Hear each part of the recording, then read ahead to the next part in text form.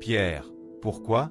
Demanda Sophie, sa voix visiblement tendue par les larmes. Pourquoi laisses-tu ta famille me traiter ainsi? Pierre se tenait là, les bras croisés, son expression froide. Il semblait distant, presque détaché, comme si les émotions entre eux s'étaient évaporées depuis longtemps. Sophie avait tout essayé pour lui faire voir à quel point elle souffrait, mais aujourd'hui, plus rien ne semblait réel. C'était comme s'il vivait dans des mondes différents. « Quand suis-je devenu Dieu ?» dit-il d'une voix basse, « pour me donner un enfant moi-même ?» Sophie sentit son cœur se briser. La désespérance dans sa poitrine lui griffait la gorge, mais elle la ravala, essayant de garder son calme. Cela faisait des années qu'ils essayaient d'avoir un enfant, et la pression de la famille de Pierre ne faisait qu'aggraver les choses.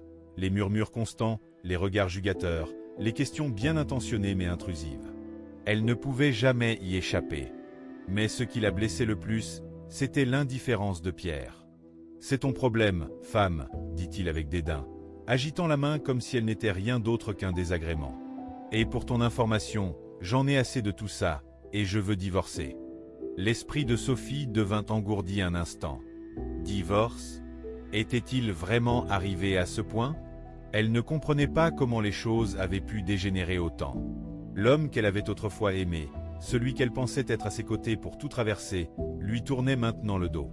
L'idée qu'il soit fatigué d'elle, de leur mariage, était comme une gifle brutale. « Tu es sérieux ?» demanda-t-elle, sa voix tremblante, luttant pour retenir ses larmes. Pierre ne répondit pas immédiatement.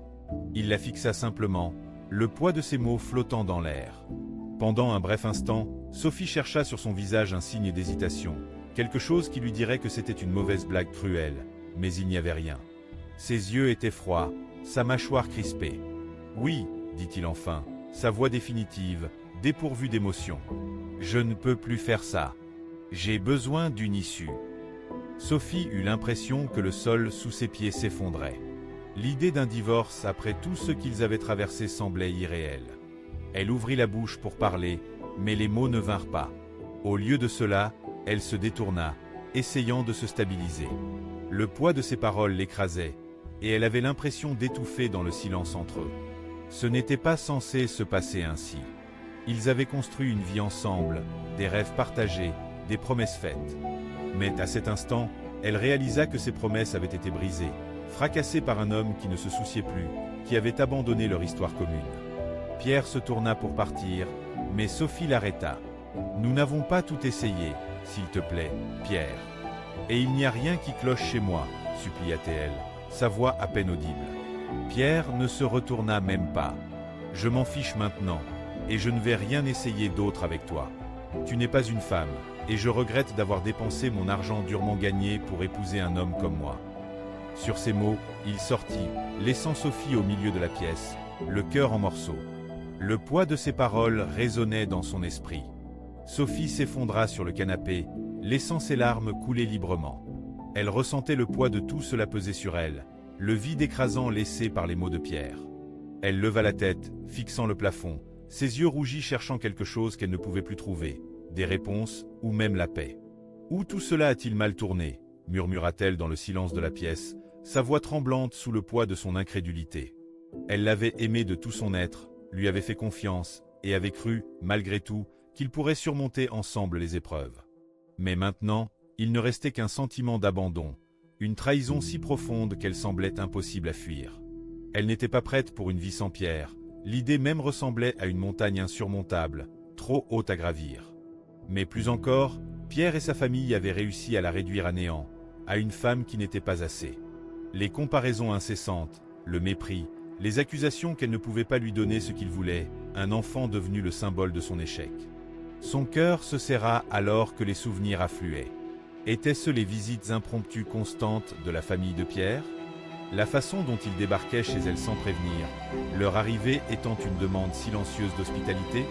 Ils entraient comme s'ils possédaient l'endroit, remplissant son espace de leur voix, de leur jugement. Elle avait à peine le temps de se préparer à leur présence, et pourtant, il la critiquait pour ne pas tenir la maison parfaitement, pour ne pas avoir tout en place en un claquement de doigts. Était-ce la manière dont il pénétrait dans sa cuisine sans demander, fouillant dans ses casseroles, critiquant sa façon de faire comme si elle était incapable de gérer les tâches domestiques les plus élémentaires? Il prenait ce qu'il voulait, la laissant nettoyer leur désordre comme si elle était invisible dans sa propre maison. Peu importe combien elle essayait de leur plaire, ce n'était jamais assez. Cela ne semblait même jamais compter.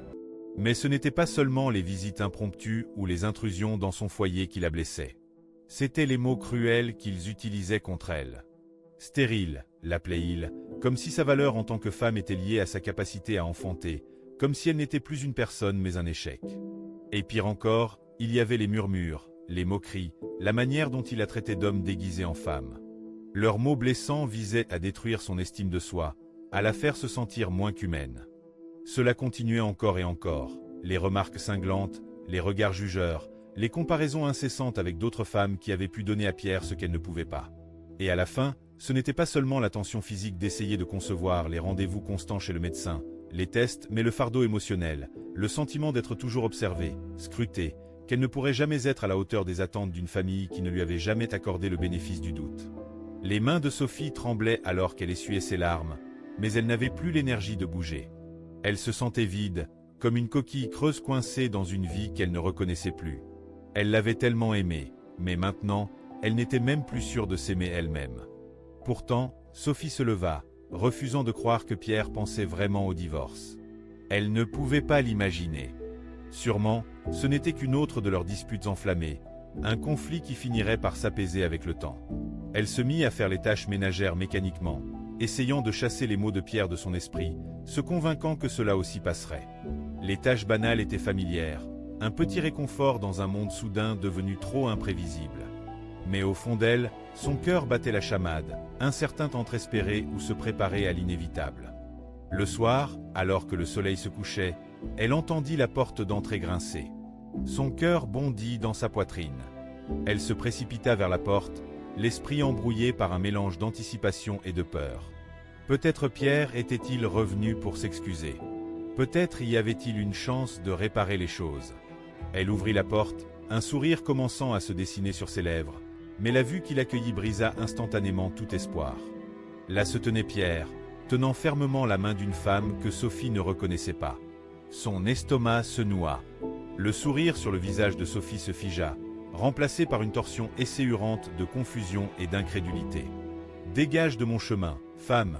cria Pierre, son ton tranchant et dur alors qu'il la poussait sur le côté, entrant dans leur maison avec cette étrangère toujours à ses côtés. Sophie trébucha en arrière, les jambes faibles, son cœur battant dans sa poitrine alors qu'elle restait figée dans l'embrasure de la porte. La réalité de ce qu'elle venait de voir la frappa comme une vague déferlante. Sa respiration se bloqua dans sa gorge. Pierre venait-il vraiment d'amener une autre femme dans cette maison? Hurla son esprit, incrédule. Et dans notre chambre? La colère monta en elle alors que l'adrénaline prenait le dessus. Ses mains se serrèrent en poing, et elle se précipita vers la porte, tambourinant dessus désespérément. « Pierre, Pierre !» cria-t-elle, sa voix rauque d'émotion alors qu'elle frappait la porte de toutes ses forces. La porte s'ouvrit brusquement de l'intérieur avec un clic violent, et la voix de Pierre éclata dans une fureur qu'elle n'avait jamais entendue auparavant. « Es-tu devenue folle ?» jura-t-il, sa colère bouillonnant alors qu'il sortait dans le couloir. Son visage était déformé par la rage, ses yeux brûlants de mépris. « Qu'est-ce qui ne va pas chez toi ?» La poitrine de Sophie se serra alors que les mots qu'elle redoutait étaient prononcés à voix haute. « As-tu vraiment amené une autre femme ?» Avant qu'elle ne puisse finir, il l'interrompit, sa voix amère et froide. « Oui, » cria Pierre, ses mots tranchant le silence comme une lame. « Je l'ai fait, pour qu'elle puisse faire ce que tu n'as pas pu pendant les 7 dernières années. » Le cœur de Sophie se brisa à ces mots. Ses yeux se remplirent de larmes, mais elle ne se laissa pas encore s'effondrer. « Et je te préviens, » continua-t-il, sa voix basse et menaçante, « je ne veux pas être dérangé. Si tu me fais sortir encore une fois, tu ne vas pas aimer ce que je deviendrai. » Il lui lança un dernier regard méprisant avant de claquer la porte, la laissant seule dans le couloir. Le lendemain matin, Sophie se réveilla au son strident de la sonnette, suivi du poids de sa propre exhaustion. Elle n'avait pas dormi une seconde, ses yeux rouges et gonflés d'avoir pleuré toute la nuit. La maison, autrefois un lieu de chaleur et de familiarité, semblait maintenant une coquille vide et étrangère. Quand elle ouvrit la porte, elle fut accueillie par le visage froid de Pierre, sa posture raide. Dans sa main, une épaisse liasse de papier. Il ne la regarda même pas en les lui tendant. « Tiens, dit-il sèchement, sa voix dénuée d'empathie. Tu dois signer ça. Le divorce est définitif. » Le cœur de Sophie tomba dans son estomac. Elle regarda les papiers, mais son esprit semblait fonctionner au ralenti, incapable de traiter la froide finalité de tout cela. Pierre ne dit rien de plus avant de se retourner et de partir.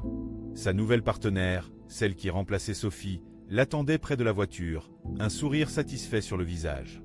La porte claqua derrière lui avec un bruit implacable, et Sophie resta là, fixant les papiers du divorce dans ses mains. Cela semblait irréel, comme si elle était piégée dans un cauchemar dont elle ne pouvait pas se réveiller.